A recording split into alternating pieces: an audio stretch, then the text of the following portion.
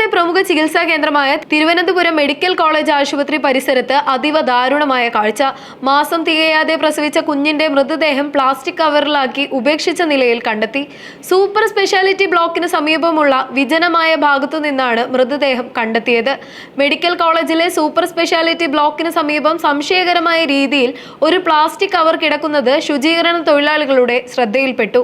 Cover പരിശോധിച്ചപ്പോഴാണ് അതിനുള്ളിൽ രക്തം പുരണ്ട തുണികൾക്കിടയിൽ നവജാത ശിശുവിന്റെ മൃതദേഹം കണ്ടെത്തിയത്. മാസം തികയാതെ പ്രസവിച്ച നിലയിലുള്ള കുഞ്ഞായിരുന്നു അത്. ഉടൻ തന്നെ ഇവർ പോലീസിനെയും ആശുപത്രി അധികൃതരെയും വിവരമറിയിച്ചു. മൃതദേഹം എങ്ങനെ പ്ലാസ്റ്റിക് കവറിലാക്കി പുറത്തെത്തി എന്നതിൽ വലിയ ദുരൂഹത നിലനിൽക്കുന്ന സാഹചര്യത്തിൽ ആശുപത്രിയിൽ പ്രസവിച്ച ശേഷം മരിച്ച കുഞ്ഞാണോ ഇതെന്നും അതോ പുറത്തുനിന്ന് ആരെങ്കിലും കൊണ്ടുവന്ന് ഉപേക്ഷിച്ചതാണോ എന്നും പോലീസ് അന്വേഷിക്കുന്നുണ്ട്. അതീവ സുരക്ഷയുള്ള സൂപ്പർ സ്പെഷ്യാലിറ്റി ബ്ലോക്കിന് സമീപം ഇത്തരമൊരു സംഭവം നടന്നത് സുരക്ഷാ ഉദ്യോഗസ്ഥരുടെ അനാസ്ഥയാണെന്ന വിമർശനവും ഉയരുന്നുണ്ട്. കഴിഞ്ഞ കുറച്ചു ദിവസങ്ങളിലായി മെഡിക്കൽ കോളേജിലും SCT ആശുപത്രിയിലും നടന്ന പ്രസവങ്ങളുടെയും ശിശുമരണങ്ങളുടെയും കൃത്യമായ കണക്കുകൾ പോലീസ് ശേഖരിക്കുകയാണ്. പ്രസവത്തിന് ശേഷം മരിച്ച കുഞ്ഞുങ്ങളുടെ മൃതദേഹം ബന്ധുക്കൾക്ക് വിട്ടു നൽകിയതിൽ എന്തെങ്കിലും പിശക് പറ്റിയിട്ടുണ്ടോ എന്ന് പരിശോധിക്കും. ആശുപത്രി പരിസരത്തെ CCTV ദൃശ്യങ്ങൾ കേന്ദ്രീകരിച്ചാണ് നിലവിൽ അന്വേഷണം പുരോഗമിക്കുന്നത്. കവർ ഉപേക്ഷിച്ചത് ആരാണെന്ന് കണ്ടെത്താൻ ഇത് സഹായകമാകുമെന്നാണ് പ്രതീക്ഷ.